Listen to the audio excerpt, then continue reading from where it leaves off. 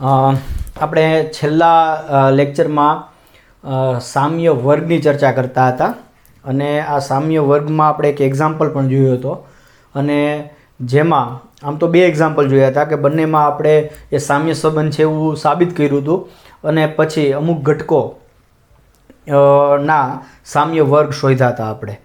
તો હવે અહીંથી આગળ વધીએ આપણે અને વધારે થોડાક એક્ઝામ્પલ્સ જોઈએ કે જેમાં જે સામ્ય સંબંધ હશે અને એ સામ્ય સંબંધ સાબિત કરવાનું પૂછેલું હશે અને ત્યારબાદ એમાં કોઈ ઘટકનો તમને સામ્ય વર્ગ પૂછ્યો હશે. હવે અત્યાર સુધી જે એક્ઝામ્પલ્સ આપણે જોયા હતા તેમાં આપણને જે બધા જ એક્ઝામ્પલ્સમાં મોસ્ટ ઓફમાં બધામાં તમને ગણ સ્વરૂપ આપી દીધું કે ભાઈ આ ગણ છે. હવે અહીંયા પણ તમને ગણ તો આપેલો જ હશે પણ ગણ એ સીધો 1 2 3 કે જે આપણે નંબરવાળો ગણ હતો એવો જ ગણ હોય એવું હંમેશા જરૂરી નથી. કોઈ પણ ગણ હોય તો એના પર તમે સંબંધની ચર્ચા કરી શકો, એ સંબંધ સામ્ય છે કે નહીં એની ચર્ચા થઈ શકે. તો હવે આપણે એવા ઉદાહરણો જોઈએ કે જેની અંદર તમને જે ગણ આપેલો હોય એ નંબર સ્વરૂપે ન આપેલો હોય. તો આજે આપણે એવા 1 2 ઉદાહરણની ચર્ચા કરીશું. તો સ્વાધ્યાય 1.1માં જ એક 11મો દાખલો આપેલો છે, એની હું રકમ લખું છું. એક્ઝામ્પલ નંબર 11 અને એમાં કહે છે કે સાબિત કરો કે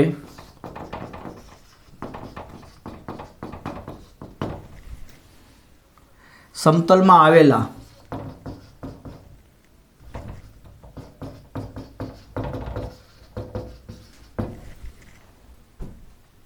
બિંદુઓના ગણ એ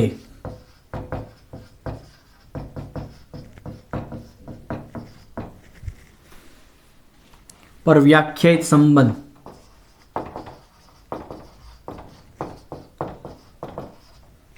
એને આર આવી રીતના વ્યાખ્યાયિત કર્યો છે. આર બરાબર પી કોમા ક્યુ કે જ્યાં ઉગમ બિંદુથી પી નું અંતર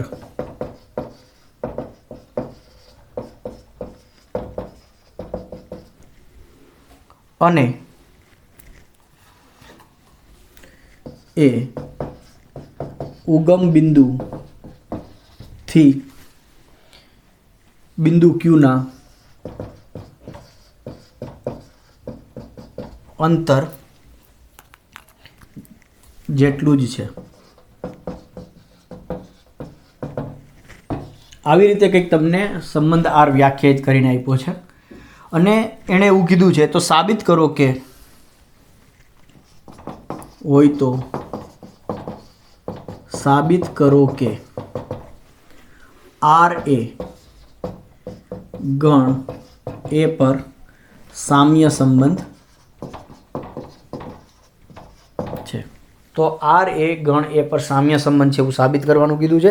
અને આગળ પણ હજુ એક પ્રશ્ન છે કે ઉગમ બિંદુ સિવાયના બિંદુ પી સાથે સંબંધ આર ધરાવતા બધા જ બિંદુઓનો ગણ એ પીમાંથી પસાર થતું અને ઉગમ બિંદુ કેન્દ્રવાળું વર્તુળ છે આવું કંઈક સાબિત કરવાનું છે. એટલે કે એનો સામ્ય ગણની ચર્ચા કરવાનું કહે છે. એ હજુ કંઈક બીજો પ્રશ્ન જ છે પણ એની ચર્ચા આપણે પછી કરશું. પહેલાં આપણે અહીંયા સુધી જોઈએ, પછી આ બીજો પ્રશ્ન છે પછી ચર્ચા કરીએ.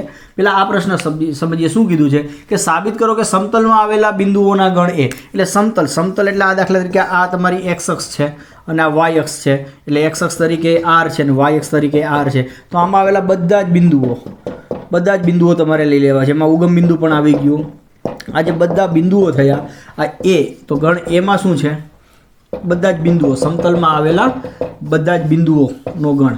એટલે કે આ એ શું થઈ ગયું તમારું આર ક્રોસ આર અથવા તો એક્સ ક્રોસ વાય, એક્સ અક્ષ અને વાય અક્ષ કયો હતો. તો ગણ અત્યારે તમારો આ છે એક્સ ક્રોસ વાય. આમના પર એક સંબંધ વ્યાખ્યાયિત કર્યો છે. એ સંબંધ શું છે તો કે પી કોમા ક્યુ એટલે પી અને ક્યુ શું હશે તો કે પી અને ક્યુ શું હોય તો કે પી અને ક્યુ ગણ એના ઘટકો હોય. હવે ગણ એના ઘટકો એટલે કોઈક બિંદુ હશે એટલે બિંદુ પી આ હશે. દાખલા તરીકે આ બિંદુ પી છે અને આ બિંદુ ક્યુ છે. તો પી કોમા ક્યુ એટલે કે પી અને ક્યુ એકબીજા સાથે સંબંધ ધરાવે છે. આ એવું ક્યારે કહેશો તમે જો ઉગમ બિંદુથી પીનું અંતર, ઉગમ બિંદુ એટલે આપણે ચલો એને ઓ નામ આપી દઈએ ઓ. તો આ ઉગમ બિંદુથી પીનું અંતર અને ઉગમ બિંદુ ઉગમ બિંદુથી પીનું અંતર એ ઉગમ બિંદુથી ક્યુના અંતર, એટલે કે આ ઉગમ બિંદુથી ક્યુના અંતર, એટલે આ અંતર અને આ અંતર જેટલું જ છે, એટલે કે સરખા હોય, તો હું એવું કહીશ કે પી અને ક્યુ એકબીજા સાથે સંબંધ ધરાવે છે. જો આ બંને સરખા જ હશે, દાખલા કે આ 5 સેન્ટીમીટર છે અને આ પણ 5 સેન્ટીમીટર છે, તો હું એવું કહીશ કે પી કોમા ક્યુ એ આરમાં છે. હવે ધારો કે એક બિંદુ અહીંયા છે, ટી બિંદુ છે. હવે આ બિંદુ, આ અંતર દાખલા તરીકે 8 સેન્ટીમીટર છે, તો પીથી ઓથી પીનું, ઉગમ બિંદુથી પીનું અંતર 5 છે, પણ ઉગમ બિંદુથી ટીનું અંતર 8 છે, એટલે કે પી અને ટી એ આરમાં નથી, એટલે કે પી એ ટી સાથે સંબંધ ધરાવતું નથી.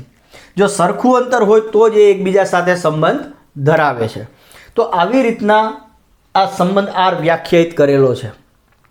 તો આ સંબંધને આપણે સામ્ય સંબંધ છે એવું પહેલાં બતાવવાનું છે. પહેલો મુદ્દો એ બને છે અને પછી આગળ એક પ્રશ્ન પૂછ્યો છે, એ પછી આપણે ચર્ચા કરીએ. તો હવે પહેલાં આપણે એને સામ્ય સંબંધ છે એવું બતાવીએ. અચ્છા, હવે એની પહેલાં પણ બીજી ચર્ચા કરી દઉં કે અહીંથી મેં દાખલા તરીકે બિંદુ પી લઉં છું, ગણ એમાંથી બિંદુ પી લઉં છું, તો એ કોઈક સમતલ XY સમતલ એટલે અથવા તો R ક્રોસ Rનું એક બિંદુ છે. તો હું આ બિંદુ પીને, દાખલા કે આને હું બિંદુ પી કહું છું, તો પીને હું આમ લખી શકું, પી બરાબર એના કંઈક યામ હશે, X, Y તરીકે લઈ શકું. પછી ક્યુ બિંદુ છે, તો આને હું કંઈક કહી શકું A, B. ટી છે, તો દાખલા કે આને હું કહી શકું X1, Y1. એના જે પણ કંઈ કોઓર્ડિનેટ્સ હોય એ તમે બતાવી શકો. તો એમને આવી રીતના પણ દર્શાવી શકાય. તો આમનો આપણે આગળ જતા ઉપયોગ કરશું. તો આઈ થિંક કે તમને આ પ્રશ્ન સમજણમાં આવ્યો કે આ ગણ એ શું છે અને એના પર સંબંધ આર જે વ્યાખ્યાયિત કર્યો છે. તો હું બે બિંદુઓને, સમતલના બે બિંદુઓને એકબીજા સાથે સંબંધ ધરાવે છે એવું ક્યારે કહીશ? જો એમનું ઉગમ બિંદુથી અંતર સરખું હોય તો એ બંને એકબીજા સાથે સંબંધ ધરાવે છે એવું કહી શકાય. તો આને સામ્ય સંબંધ છે એવું પહેલાં આપણે સાબિત કરીએ.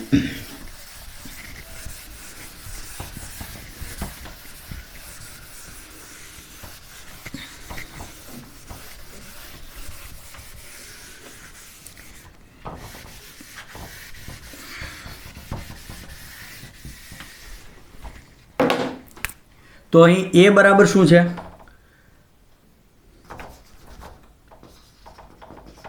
અહીં એ બરાબર થશે આર ક્રોસ આર અથવા તો એક્સ ક્રોસ વાય, અને એમના પર વ્યાખ્યાયિત સંબંધ છે આ. તો પ્રત્યેક P બિલોંગ્સ ટુ A એટલે કે આર ક્રોસ આર માટે O એટલે કે ઉગમ બિંદુ, O થી P નું અંતર, એને હું આવું કહીશ DOP બરાબર ઉગમ બિંદુ O થી P નું અંતર લેતા, ધારો કે હું આને આ સંકેત ઉગમ બિંદુ O થી P નું અંતર, એને હું D stands for distance between O and P, ઉગમ બિંદુ એટલે O અને P નું અંતર લેતા, તો શું થશે? સ્પષ્ટ છે કે distance between O and P is equal two distance between. અચ્છા, એક કામ કરી શકીએ આપણે, હજુ પણ હું આવું કરું છું કે આને એક નોટેશન આપણે આપી દઈએ. તો આ જે છે આવું પણ તમે જોઈ શકો કે જેથી આપણે લખવાની સરળતા થઈ જશે. P, Q કે જ્યાં ઉગમ બિંદુ P થી અંતર એટલે કે ઉગમ બિંદુ એટલે O અને P, distance from O to P, ઉગમ બિંદુથી P નું અંતર એ ઉગમ બિંદુથી Q નું અંતર જેટલું જ છે, એટલે કે distance from O to Q બરાબર. એટલે આવું પણ કહી શકીએ R બરાબર. તો આ થોડુંક શોર્ટ થઈ ગયું નોટેશન વાઇઝ. તો હવે આના ઉપર આપણે કામ કરીએ. તો પ્રત્યેક, પહેલું આપણે સાબિત કરશું આપણો સંબંધ સ્વવાચક સંબંધ છે. સ્વવાચકતા માટે તો કે પ્રત્યેક P બિલોંગ્સ ટુ A બરાબર R ક્રોસ R માટે સ્પષ્ટ છે કે distance between O and P બરાબર distance between O and P. આ તો સ્પષ્ટ છે કે ઉગમ બિંદુથી પીનું અંતર અને ઉગમ બિંદુથી પીનું અંતર સરખું જ હોય. તો એનો મતલબ એવો થઈ ગયો કે આ P comma P belongs to R. See DOP બરાબર DOQ, તો આ P કોમા Q એ આરમાં આવે છે. અહીંયા DOP બરાબર DOP છે તો P કોમા P એ આરમાં આવશે. એટલે આપણે શું સાબિત કર્યું તો કે પ્રત્યેક P બિલોંગ્સ ટુ એ માટે P કોમા P જેવો ઘટક આરમાં છે. તો તેથી R એ પર સ્વવાચક સંબંધ છે. હવે હું બતાવીશ કે એ સંમિત સંબંધ છે. તો સંમિતતા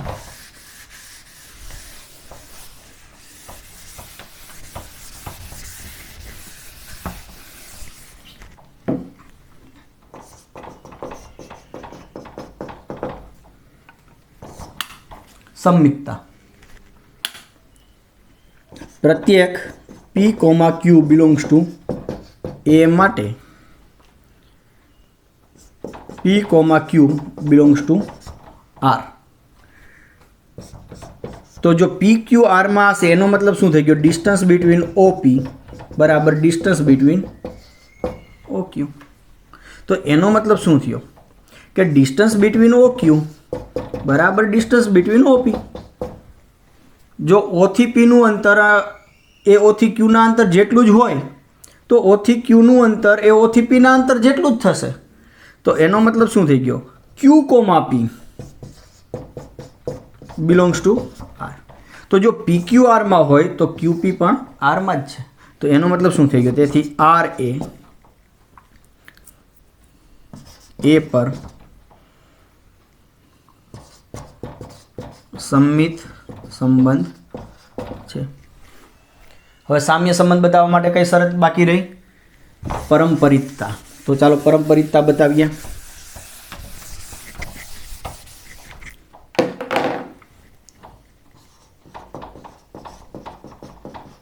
પરંપરિતતા તો કે પ્રત્યેક PQ અને હું S કારણ કે R નથી લેતો જનરલી PQ R પણ R આપણા માટે અહીંયા રિઝર્વ વર્ડ છે સંબંધ માટે R વાપર્યો છે. તો PQRS બિલોંગ્સ ટુ એ માટે ધારો કે P comma Q belongs to R અને Q comma S belongs to R લેતા.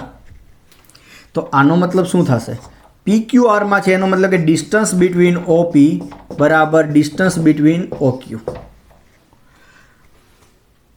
અને QS આરમાં છે એનો મતલબ કે ડિસ્ટન્સ બિટવીન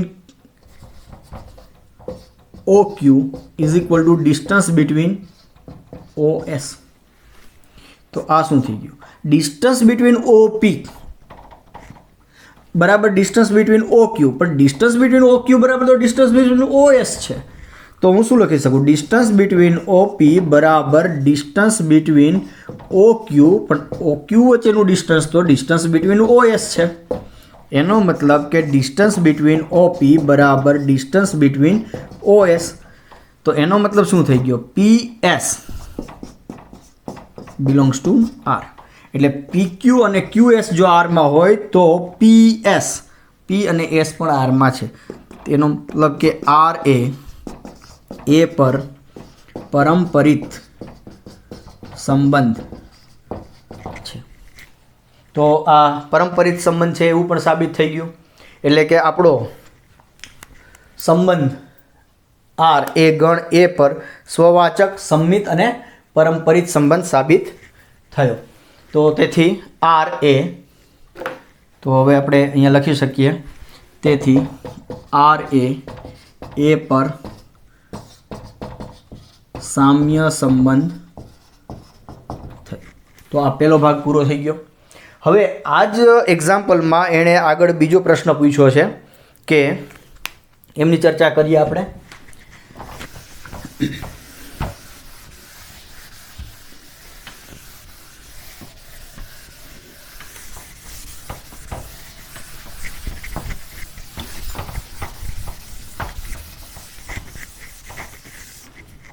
તો આગળ એમાં એ પ્રશ્ન પૂછે છે કે સાબિત કરો કે ઉગમ બિંદુ સિવાયના બિંદુ પી, સાબિત કરો કે ઉગમ બિંદુ સિવાયના બિંદુ પી સાથે સંબંધાર્થ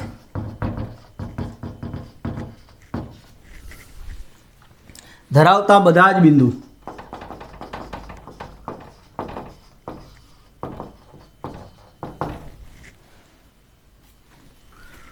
ઓનો ગણ એ બિંદુ પી માંથી પસાર થતું અને ઉગમ બિંદુ કેન્દ્રવાળું વર્તુળ છે. આવું કંઈક આપણે સાબિત કરવાનું છે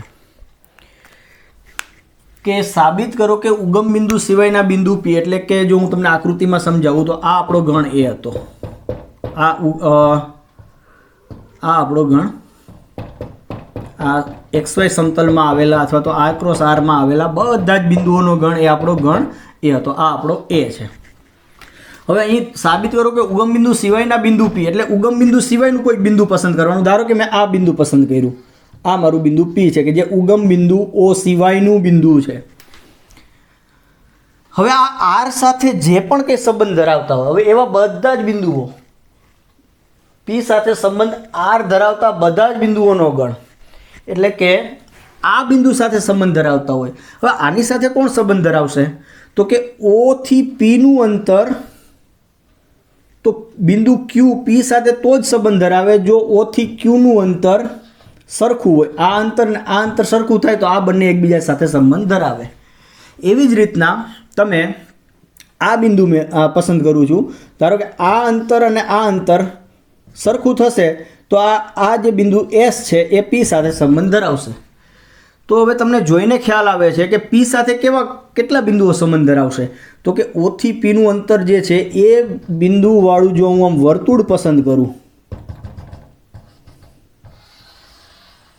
જો આવી રીતના હું વર્તુળ બનાવી દઉં OP ત્રિજ્યા લઈને, તો આ વર્તુળ પર આવેલા બધા જ બિંદુઓનું અંતર ઉગમ બિંદુથી કેટલું હશે તો કે OP જેટલું જ હશે.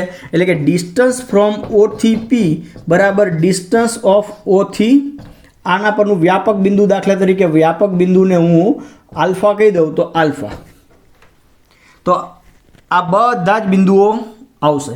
તો આ શું બન્યું? એક વર્તુળ બન્યું કે જેનું કેન્દ્ર O છે અને વર્તુળ P માંથી પસાર થાય છે.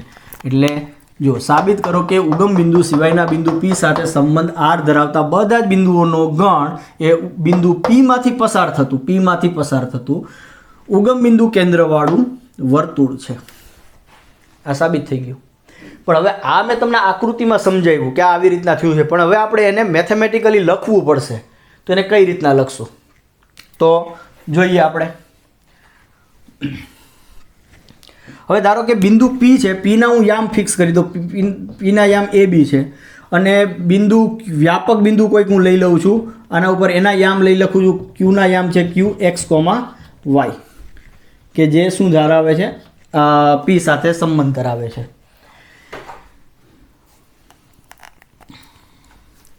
તો હવે અહીંથી આપણું સોલ્યુશન સ્ટાર્ટ થાય છે આ બીજા પ્રશ્નના બીજા ભાગનું, કે અહીં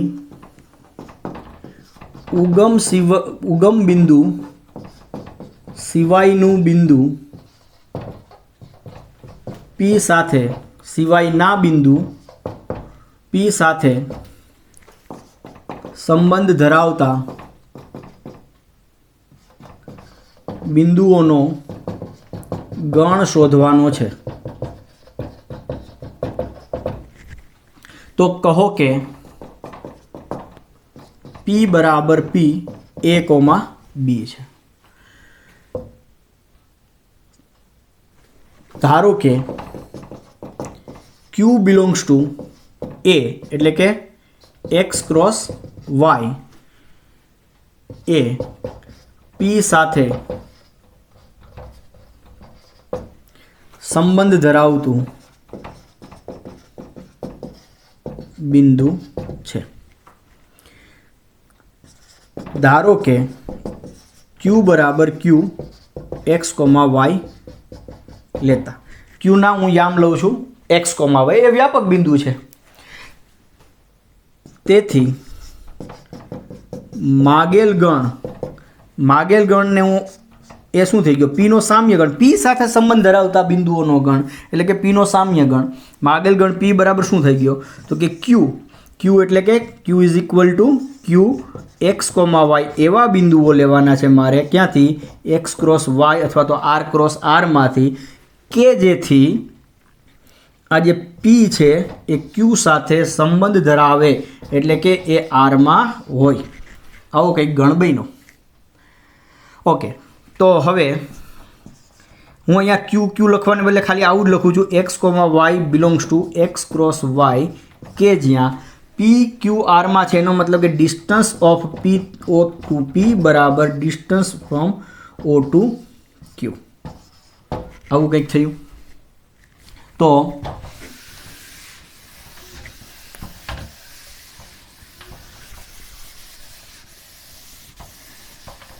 હવે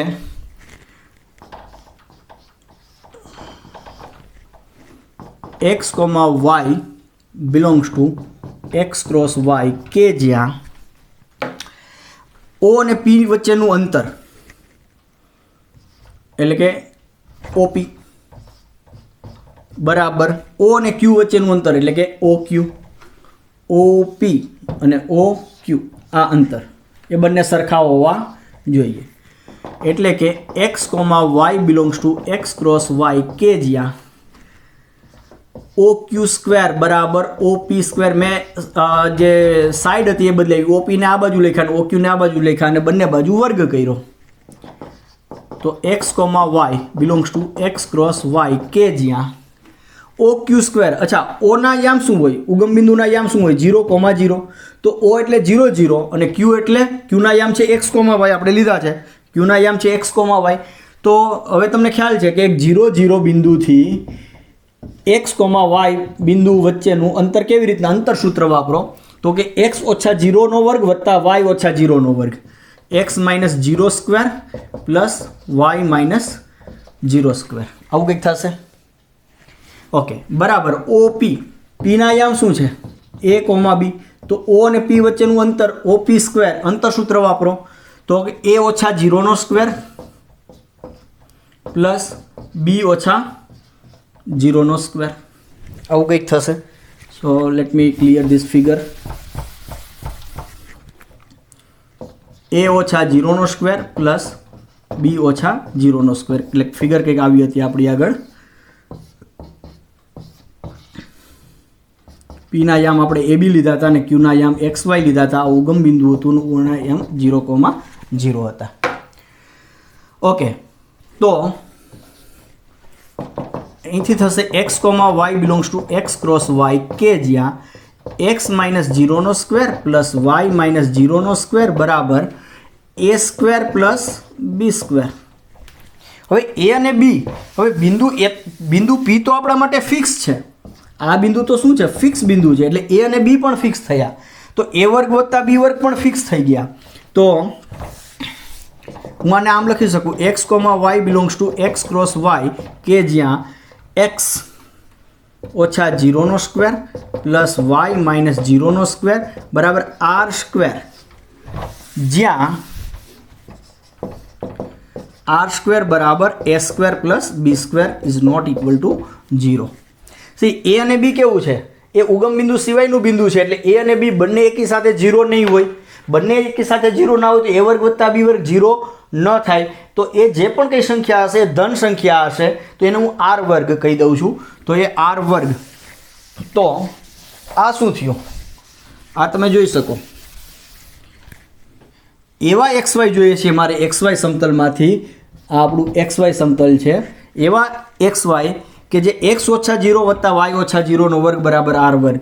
તો અહીં એક્સ ઓછા 0નો વર્ગ વત્તા વાય ઓછા 0નો વર્ગ બરાબર આર વર્ગ એ એક્સ વાય સમતલમાં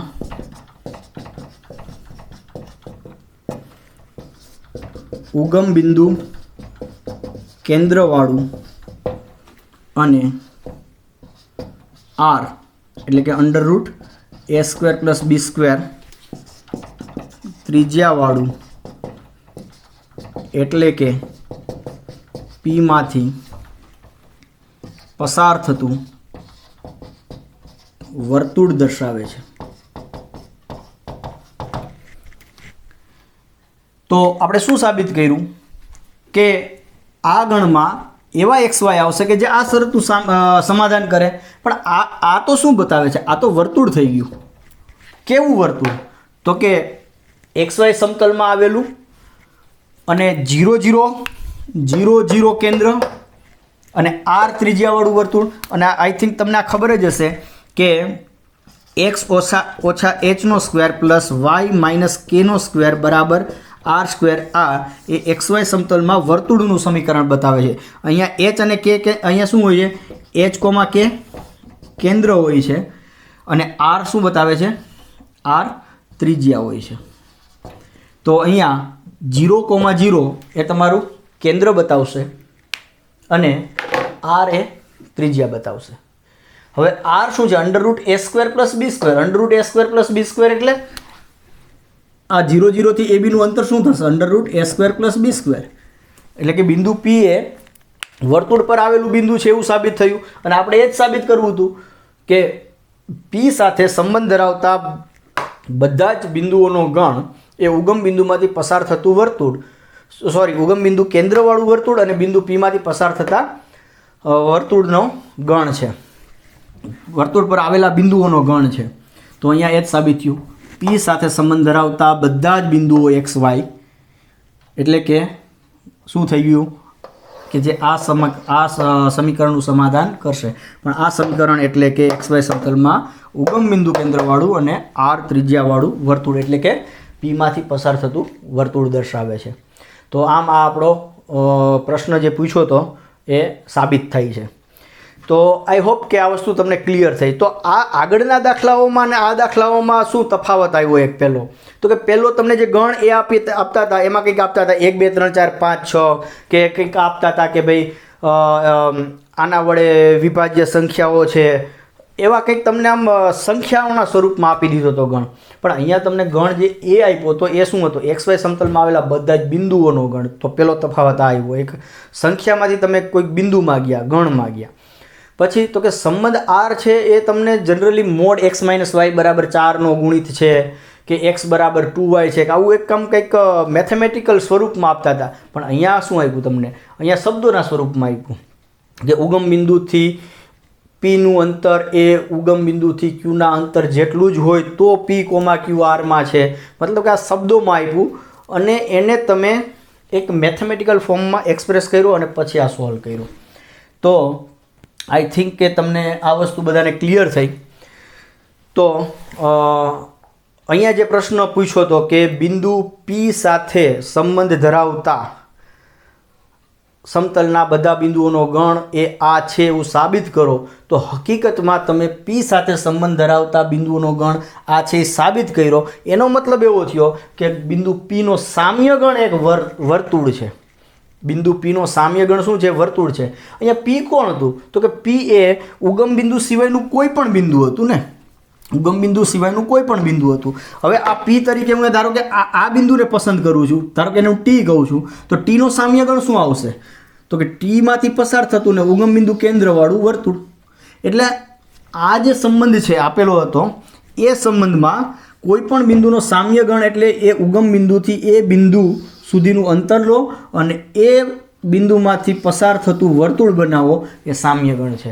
તો આ સંબંધ દ્વારા કોઈ પણ બિંદુ, ઉગમ બિંદુ સિવાયના કોઈ પણ બિંદુનો સામ્ય ગણ શું મળશે? તો કે એ બિંદુમાંથી પસાર થતું અને ઉગમ બિંદુ કેન્દ્રવાળું વર્તુળ મળશે. તો આપણે આ એક્ઝામ્પલ અહીંયા પૂરો કરીએ છીએ. સાથે સાથે આ લેક્ચર પણ અહીંયા આપણે પૂરો કરીએ છીએ અને આગળના લેક્ચરમાં બીજા આમના જેવા જ અમુક એક્ઝામ્પલ્સ કરીશું કે જેની અંદર આપણે સામ્ય ગણ શોધીશું અને સીધા તમને સેટના સ્વરૂપમાં નહીં આપ્યા હોય પણ વર્ણનથી તમને કંઈક એક્ઝામ્પલ્સ આપ્યા હશે. So thank you. આ લેક્ચર આપણે અહીંયા પૂરો કરીએ છીએ. Thank you.